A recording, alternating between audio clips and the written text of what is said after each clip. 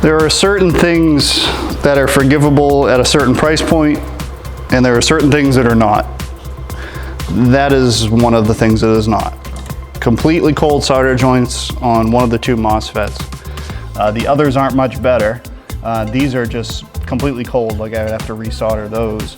In fact, before I say this is not worth buying, let me retouch those solder joints and just make sure that that isn't part of our problem and why we're getting such poor amplification.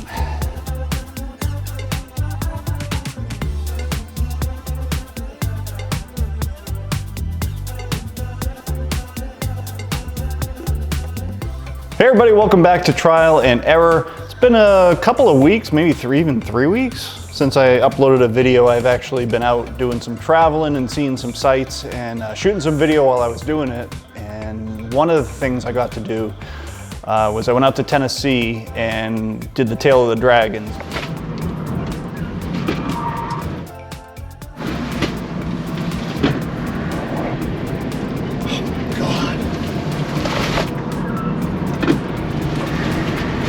That video is recorded. I gotta get it edited and put together, but you'll see that soon, and it was a blast. What we have today is one of my favorite little audio devices. These little portable, self-contained subwoofers. They're a subwoofer speaker in a cast aluminum enclosure with a built-in amplifier. They're meant to go like under your seats or in places where you don't necessarily have a lot of space to put in a subwoofer, but give you some good bass. I've had them in my tractor, I had them in my old motorcycle.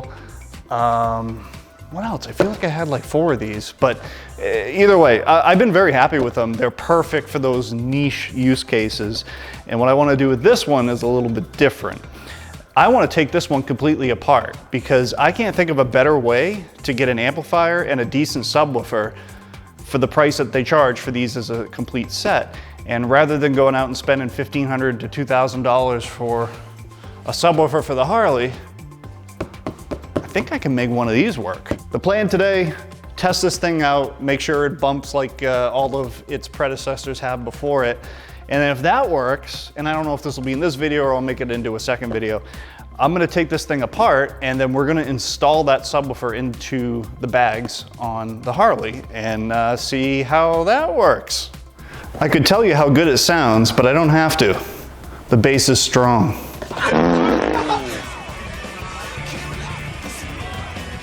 My beef strong. Your beef wrong. Boy, I don't know about that. Right now, these are extremely affordable. I hope they stay that way, but I have a feeling some tariffs are gonna affect. No way.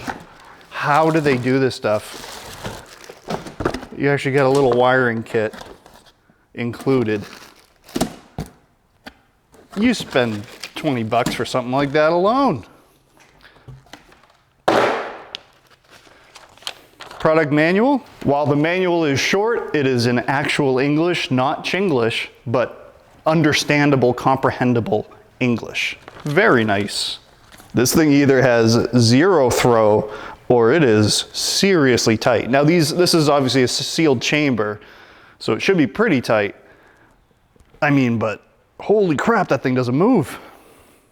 It is unbranded completely. That's always how you know you're buying quality. It's listed at 800 watts, so we can take 2 of the zeros off of that, and it's probably about 8 watts. No, I'm just kidding. These actually usually are pretty good. Taking a closer look at the business end, we have a power LED and a protection LED. We have a phase switch from 0 to 180 degrees, so essentially it just reverses the polarity to the driver. Depending on your install situation, that can be a very handy switch, and for some of you, you'll never use it ever. On and off. And we have a low pass filter anywhere from 50 hertz to 150 hertz, bass boost from 0 to 24 decibels. Usually bass boosts are around 80 to 100 dB. I'm guessing probably 100 on something this small. Your input gain, remote control, which it does come with, very nice. So remote bass boost, you can wire that up where it's handy. High level input, low level RCA inputs. Encouraged by the 25 amp fuse, that's a good sign. your normal ground 12 volt constant and remote trigger 12 volt to turn it on and off. Now before I go through the effort of ripping this thing apart, cutting holes in my motorcycle, and installing it, we're going to bench test it and make sure it sounds as good as its predecessors have when I've done reviews for them. As long as it does, I don't mind ripping this thing apart, and we're going to find out if it can be the cheapest subwoofer for motorcycle that you could ever buy. And granted, I could just tuck this in a saddlebag and it'd be fine, but it really does hinder the bass, so I would want to mount this the same way they mount aftermarket stereos in motorcycles, right through the side of the bag. But that's down the road. Let's get this thing powered up and bench test it first and make sure it doesn't suck. Got it temporarily rigged up here, just ran power to it, and the signal being fed from, and if you grew up in the 90s or 80s, 90s, and early 2000s, try not to get too excited here. This is a Clarion from back in the day with that cool display. It has little images. These were, I mean, if you had one of these things in high school, which obviously I did, although it wasn't this one, you were cool. I mean, I wasn't, but I had the radio, so, you know, I figure it's just about a wash at that point. Woo.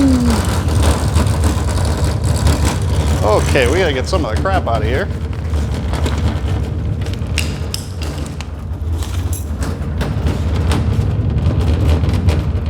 That is literally just radio static cranked all the way up.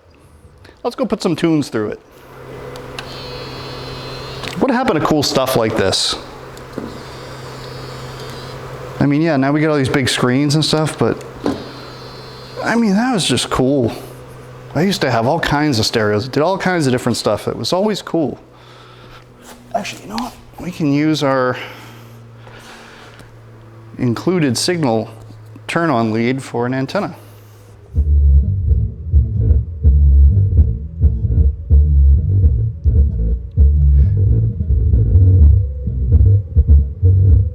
Decent bump.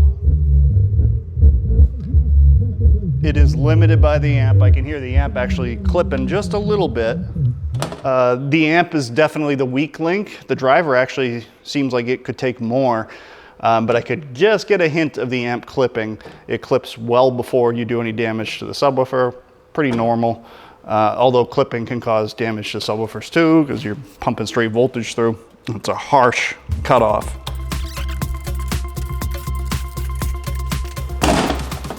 Oh, are you sealed? Or did you hide another screw? Yes, you did. I knew you were going to be a bitch about this. Betting that one goes right into the magnet of the motor, or of the speaker.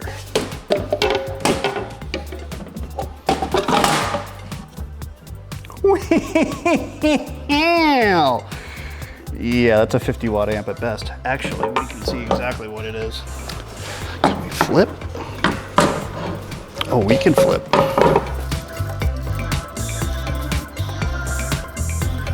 You know, the aluminum casing on this is actually pretty decent. It's not the thickest one I've ever had, but it's good enough, and it's, you know, well braced. Nice finish on it, decent anyway. Again, all of this is relative to price, right? So for the money, you're getting what you're paying for, and that's not a bad thing. Sometimes you don't.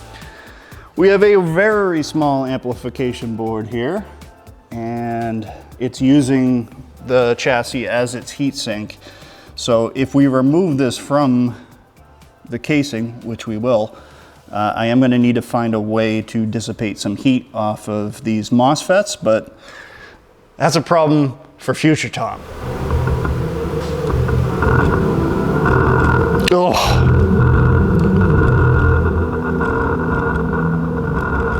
Oh, the clipping is rough.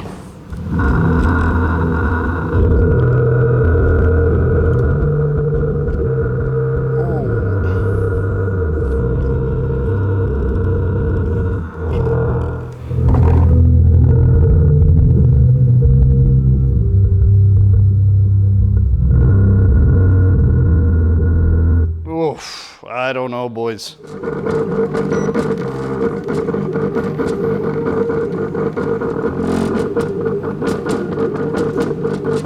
$52 watts. And I can smell voice coil already burning. I'm gonna desolder the subwoofer off of the amp here, and we're gonna try a different driver, a different subwoofer on this, just to help eliminate whether that really is clipping or if I'm hearing the voice coil bottoming out on the magnet. I'm not sure. The smell tells me I might be hearing the voice coil bottoming out and that the amp actually is pretty clean, but there's only one way to know for sure. Here we go. This should do it. Yeah. You know, you gotta give it a little upgrade. Grabbed a couple of different 8s. One of them, this one's made by Energy, and it's pretty efficient with power, so it should be our best bet.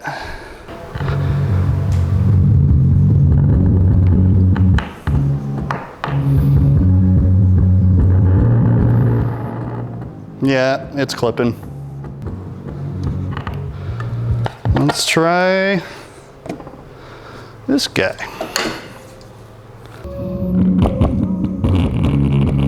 Wow.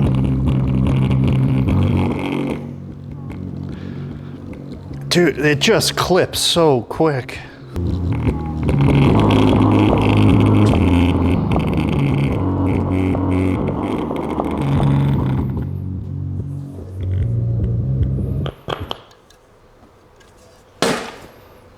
Not impressed.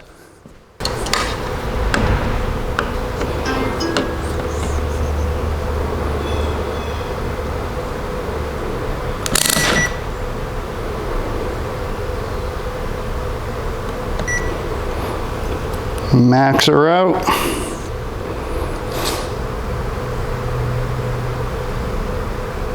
.227 amps.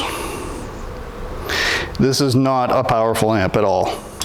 I mean, I don't mind some janky stuff, but this is ridiculous.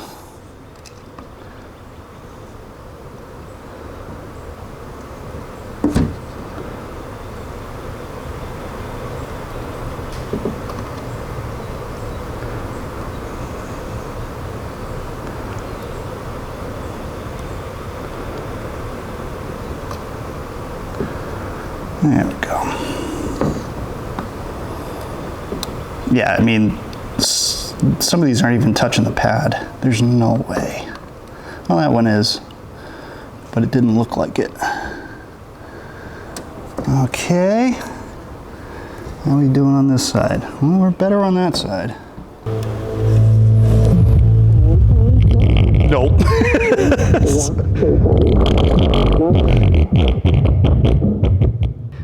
I don't know if you can hear, it's just barely starting to clip. So that is as much excursion as this will allow before the amp starts clipping. That's useless. And if you don't believe me, here's their subwoofer. Cluck, cluck, cluck, cluck.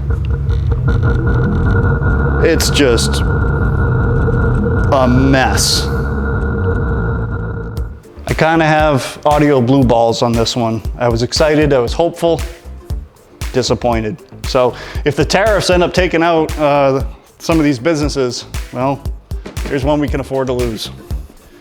I'll link all of this in the description for you. I'll also link some of the ones that I've done before. Maybe I'll throw it, where is it? Over there, I think, right? I'll throw a link to another one that I put in the tractor that is actually less expensive, takes up less space, and sounds better. As always, everybody, thank you very much for watching. Any comments, questions, concerns, and/or criticisms, throw them down in the comment section below me. Otherwise, have a great day.